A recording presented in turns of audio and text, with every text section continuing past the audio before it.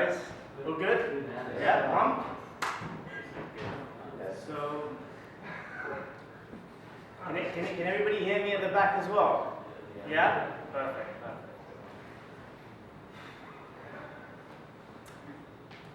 So I started back in 2003 at the age of 11, and I enjoyed 7 great years at the school, during which time I gained a lot of relationships, I made a lot of memories. I also went through a lot of failure, but all those experiences have shaped me into the person I am today.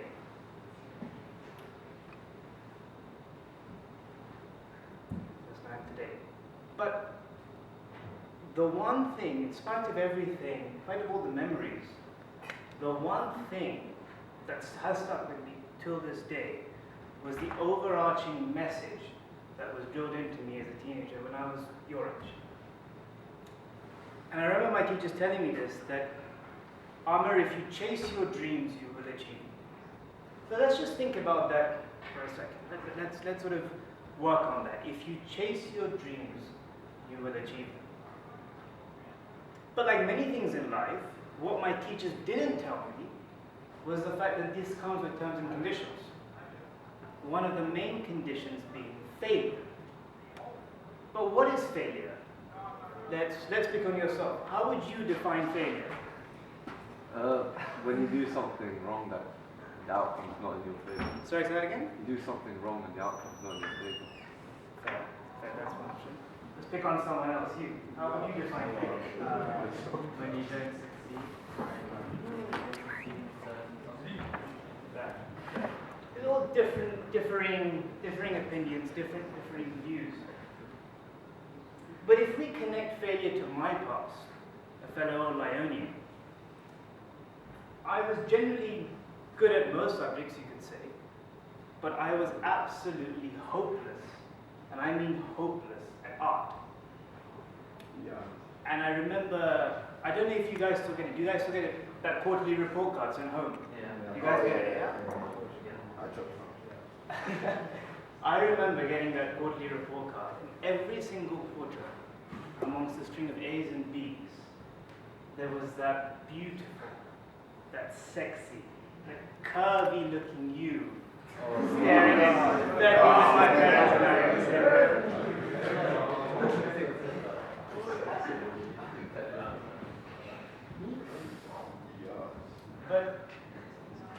But whilst I failed consistently, and even the ability of being able to draw a stick man, my friend, on the other hand, had this innate ability to just be able to draw anything out of pure imagination. He was a truly gifted artist. But then that got me thinking, that got me curious about how someone could be so gifted in the skill of art. Do we have any artists in the room?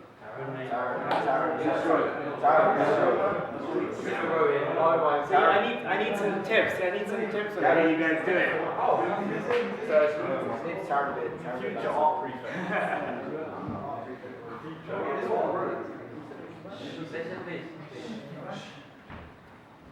So it got me curious. It got me reading about different artists and how these creative people think. And as I was reading, I came across one particular story, one that really caught my attention. You may know him. I'm not going to mention his name because I might be able to guess it by the end of the story, but you may know him. The artist was born in a place called Hermosa, which is a small neighborhood in the northwest of Chicago. It's about 1.51 square kilometers. He was born to rather conservative parents. And just for a bit of background, he was of American and German descent. He was the fourth of 5 children. He was born on December 5th, 1901. And his mother didn't work, but his father was a construction worker. So because of his father's constant relocation to different parts of the United States, this particular individual endured a childhood which involved a lot of moving around. But whilst he was moving around, he actually developed a passion for animations and drawing cartoons. So after eventually moving back to Chicago, he enrolled himself in the McKinley High School, where he sort of pursued his skill of cartoons and animations a bit more, and he actually joined the school newspaper. When he joined the school newspaper, he was tasked with drawing cartoons and animations based on patriotic pictures from World War I. So that's how he started. But let's fast forward a bit to 1919, where 10, 17, 18 years old, the story starts to pick up a little bit of pace as well. So 1919, he joins the Pesman Rubin Commercial Art Studio as a junior artist, and he was tasked with drawing cartoons and animations for the local theatre, for catalogues, for adverts. And he was doing rather well. The company was also doing rather well. But in 1920, the company actually didn't really produce that much revenue, and he was consequently made redundant or laid off in sort of more simpler terms. But he doesn't let this dissuade him. He picks himself back up and he moves forward. Moves to Kansas. Moves to Kansas and he joins the Kansas City Star, which is the local newspaper. Joins that newspaper, started doing pretty well, but he was actually later on fired. Because according to his boss at the time, he lacked any imagination, didn't really have much creativity, didn't really come up with any good ideas. So he's been made redundant, and now he's fired. What does he do? It doesn't dissuade him. He picks himself back up, and then he starts exploring a bit more into his sort of artistic skill. And he looks at the concept of cell animation. Now, cell animation in those days was a rather new technology, and that's where you're able to draw each part of a film separately by hand. So he looks into this a bit more, he really develops an interest, and he finds another individual who's equally as passionate about cell animation as he is. So they combine forces, they set up a small sort of partnership, and they produce these films called laugh-o-grams. They sell them to local theatres, they actually start to make a bit of money. So things are pretty much going good for them. So he sells them, they use the money they make, they set up a studio called the Laugh-O-Gram Studio, and then what they do, they hire more animators, and they're producing these laugh-o-grams. But let's not forget, these guys aren't businessmen. These guys aren't finance aficionados. They're artists, they're creative people.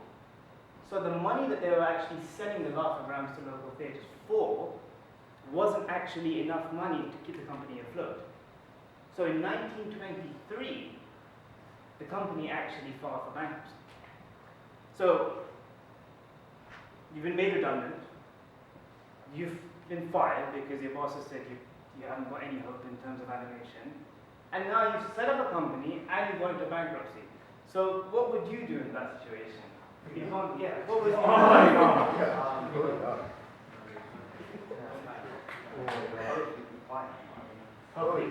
That's exactly what he did. That's exactly what it did. He didn't get dissuaded, he picks himself back up, and he moves forward. He moves forward because from that business, he had one thing. He was working on a comedy called Alice's Wonderland. Right? So he's working on Alice's Wonderland, and then he takes an even bigger risk, and he moves to Hollywood. He moves to Hollywood and he tries to sell Alice's Wonderland, or what he had of it, because he couldn't produce anymore because he had no money. So he needed money, so he goes to all the local theatres in Hollywood and starts to try to sell them, but his efforts were actually left in vain. He had no money, he wasn't going anywhere, he wasn't able to sell his laugh-o-gram until that one fine day. That one day he gets a call from a film distributor all the way in New York called Margaret Winkler, who had heard of him and who had heard of these laugh-o-grams. So she calls him, they get on a conversation, and she actually needed she needed a new film, because two of her animations, you may have heard of them, Out of the Inkwell and Felix the Cat. Not sure, have any of you heard of them before? Felix the Cat, you've heard of them, right? So she was losing the right to those two animations. So then after that, she needed a new one. So they cracked a deal in 1923, later on in that year, after his sort of company was declared bankrupt. They cracked a deal for 6 Alice comedies, with an option for a further 2 series of 6 episodes each. So that was his big break. So he's in Hollywood, he calls his brother over, they set up the studio, and does anybody know what they may have named the first studio? Yeah, so it was called the Disney Brothers Studio, and then later on, as we now know it, it's called the Walt Disney Studio. So this is the story of Walt Disney, right? And how would you guys describe it? Would you guys describe it as one of consistent failure? Or would you guys describe it as one of great success? It's like the famous Michael Jordan says, I've lost over 900 games. I've missed over 9,000 shots. 26 times I've been tasked with a game-winning shot, and 26 times I've missed. I've failed over and over and over again, and that is why I succeed. So again, when you look at Michael Jordan, do you look at one of the greatest basketball players that's ever walked the court? Or do you look at someone that's missed 26 game-winning shots? Right? But if I sort of relate, if I relate those stories to myself, a fellow old Ionian, not that I'm sort of comparing or putting myself in the same category as Michael Jordan or Walt Disney yet.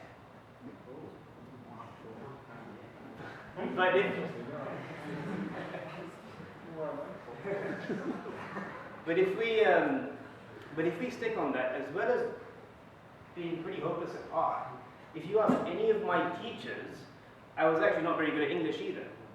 I found it very hard to read, and I actually lacked confidence in being able to express myself. But I enjoyed the concept of storytelling. And with that, I used that, I harnessed it, and that has actually brought me to the position today where I'm able to talk in front of you amazing individuals. But if we keep on the concept of storytelling, that brings me onto another revered individual. A storyteller that grew up in the rural parts of Gloucestershire, England. She was very passionate about storytelling, but her parents weren't actually too keen on the idea because, according to them, it wasn't a profession that could secure a mortgage or pay bills. And I'm sure some of us have all been in a position where parents haven't really approved of certain things that we wanted to do, right? Yeah? Yes. Oh,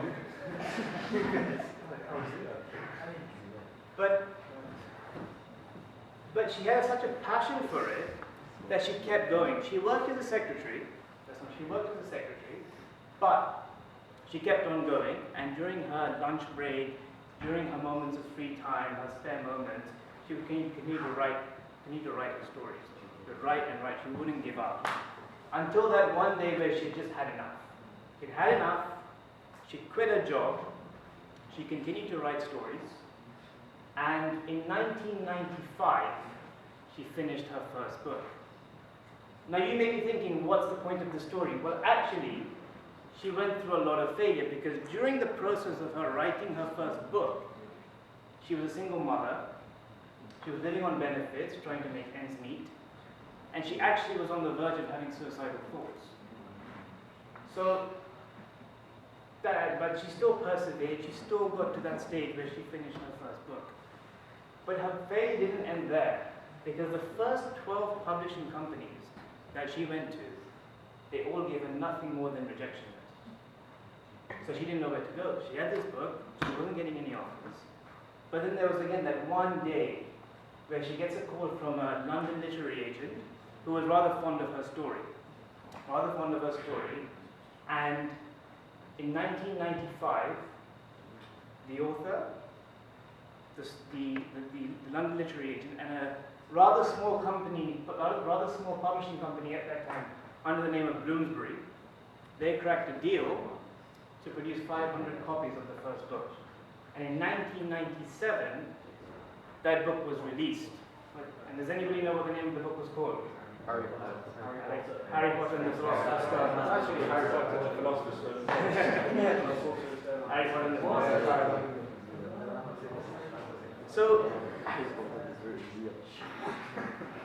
So J.K. Rowling, Walt Disney, Michael Jordan, all different people from different backgrounds, from in different industries, but they all had one thing in common. What is the one thing they had in common? Failure. Failure, yeah, they all had failure in common. But they, go on. Determination. Determination, that's exactly my point. They all shared failure, but they all shared a personality trait. They all shared something even more important. And that was their unquestioned ability to persevere. Their unquestioned ability to reach their goal, regardless of any hurdle in their life, whether they were fired, whether they were made bankrupt, whether they were on the verge of committing suicide. They knew that one day they were going to reach that goal. And they kept going, they kept persevering. So if I relate now back to the message that was drilled in me as a teenager, of if you chase your dreams, you will achieve them, failure was one condition, but the main condition with that message is that in order to achieve that, you have to persevere. You have to know inside yourself that you will one day make it to that goal, regardless of if people tell you no, regardless of people if they think you have no ability, you're not going to make it anywhere. You have to have that self-confidence in yourself that you're going to make it. So if I contextualize this a bit for you now as well, just for a bit of background. All of you currently, private school boys, from relatively, I would say, privileged backgrounds, you're here.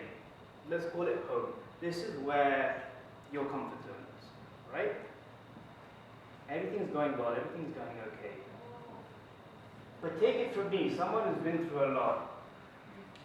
At one point in your life, you will all experience failure. And that will take you from here, your home, way over here, into this area of darkness and disappointment. And when you're here, it's quite a dark place, obviously, but then also, you have to also understand that your mind is actually incapable of telling the difference between these two. Over here, yes, it can tell the difference because your feeling is different. But up here, it's a completely different story. What your mind is actually capable of is judging the distance between your home, your comfort zone, and this area of darkness and disappointment. And what it can do is it judges the distance so it knows exactly what to do in order to get back to your home, your comfort zone. So, in future, when some of you are working at a top law firm or a top investment bank, or you're running your own business, and when life throws you in that area of darkness, when you fail, and if there's one thing you remember from this speech today, is that when you're in that area of darkness and disappointment, you have to ask yourself, what is greater? My fear of failing and my fear of getting lost in this area, which is very easy, or my ability to re-establish myself over here, your comfort zone, and my desire to succeed. Thank you.